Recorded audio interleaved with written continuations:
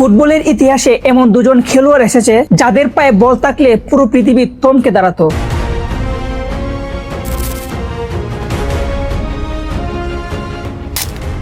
একজনের নাম মেসি, আরেকজনের নাম নেইমার। আর হ্যাঁ, এবারে বিশ্বকাপে কে কোন দল সাপোর্ট করছেন তা কিন্তু কমেন্টে বলে দিবেন। আর আমি কিন্তু জার্সি থেকে তো বুঝে গেছো আমি কোন দল। দল তো একটাই, Argentina. Best of luck Argentina.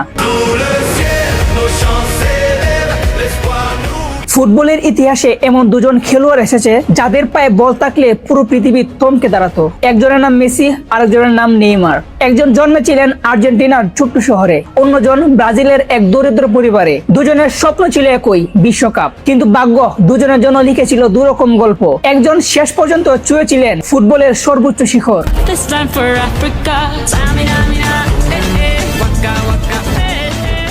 আর অন্যজন সেই শিখরের কাছাকাছি গিয়েও ফিরে এসেছেন শূন্য হাতে।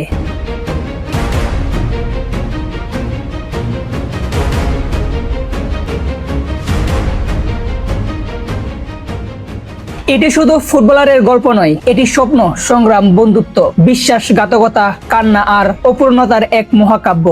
1987 সালের 24শে জুন আর্জেন্টিনার রোসারিও শহরে জন্মেছিলেন এক শিশু, আর তার নাম রাখা হলো লিওনেল মেসি। কেউ জানতো না এই ছোট্ট ছেলেটাই একদিন ফুটবল ইতিহাস বদলে দিবে। কিন্তু মাত্র 11 বছর বয়সে ধরা পড়লো এক কঠিন রোগ, গ্রোথ হারমোনি ডিফিসিয়েন্সি। অর্থাৎ শরীর স্বাভাবিকভাবে বাড়ছিল না, চিকিৎসার খরচ ছিল আকাশ ছোঁয়া। মেসির পরিবার প্রায় হাল ছেড়ে দিয়েছিল। ঠিক তখনই এগিয়ে আসে এফসি বার্সেলোনা। একটি কাগজের নিপকিনে লেখা হয় ইতিহাসের অন্যতম বিখ্যাত চুক্তি।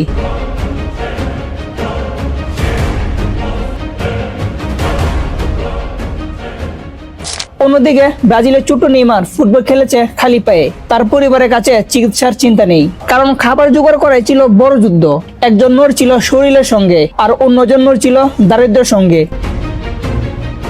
কিন্তু দুজনের অস্ত্র ছিল একটি ফুটবল। 2013 সালে বিশ্ব ফুটবল তখন এক নামে কাঁপছে, আর সেই নাম হলো মেসি।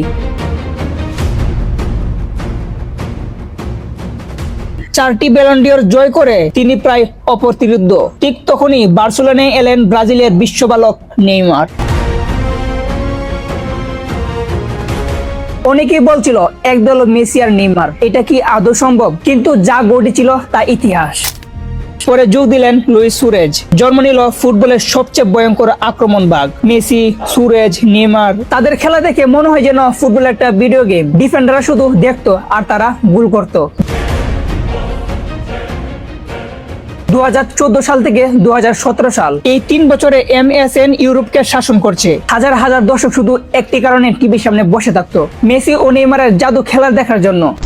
2014 সালের বিশ্বকাপ, একদিকে মেসি আর অন্যদিকে নেইমার। দুজনেই দুজনের দেশকে চ্যাম্পিয়ন করতে মরিয়া। মেসি একের পর এক ম্যাচ জিতিয়ে আর্জেন্টিনাকে ফাইনালে তুললো, আর অন্যদিকে নেইমার একাই ব্রাজিলকে টেনে নিয়ে যাচ্ছেন। কিন্তু তারপর এলো সেই ভয়াবহ মুহূর্ত, কলম্বিয়ার বিপক্ষে ম্যাচ। আর তখনই পিঠে আঘাত, আর ভেঙে গেল মেরুদণ্ডের একটি হাড়। আর ঠিক তখনই নেইমারের বিশ্বকাপ শেষ।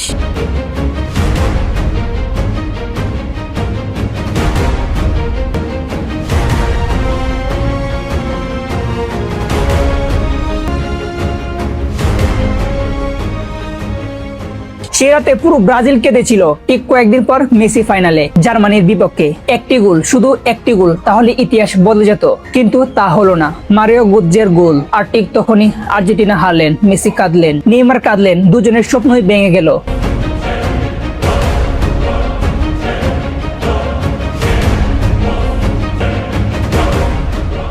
2017 সালের চ্যাম্পিয়ন লিগ, বার্সেলোনা বনাম পিএসজি। প্রথম লেগে পিএসজি জিতেছে 4-0 গোলে। সবাই ভেবেছিল খেলা শেষ, কিন্তু দ্বিতীয় লেগে নেইমার ইতিহাসের অন্যতম সেরা পারফরমেন্স দিলেন 6-1 গোলে রেমন্ডারা। সেদিন অনেকেই বলছিল এটা নেইমারের দল, এটাই তার সময়। কিন্তু কয়েক মাস পর ফুটবল বিশ্ব স্তব্ধ। নেইমার পিএসজিতে চলে গেলেন, বিশ্ব রেকর্ড ট্রান্সফার। লক্ষ্য একটাই, মেসির ছায়া থেকে বেরিয়ে আসা।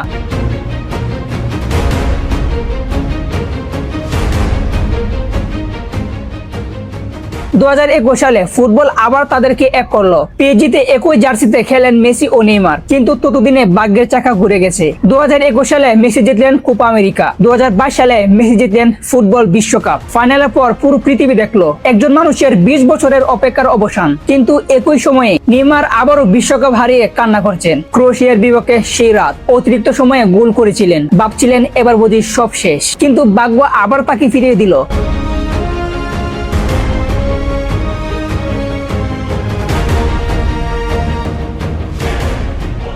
মেসি প্রমাণ করছেন ধৈর্য সবসময় পুরস্কৃত হয়, আর নেইমার প্রমাণ করছেন ট্রফি ছাড়াও একজন মানুষ কিংবদন্তি হতে পারে। কারণ ফুটবল শুধু কাপ জেতার গল্প নয়, ফুটবল আবেগের গল্প, আর সেই আবেগের ইতিহাস। মেসি হলেন স্বপ্ন পূরণের প্রতীক, আর নেইমার হলেন অপূর্ণ স্বপ্নের সবচেয়ে সুন্দর নাম।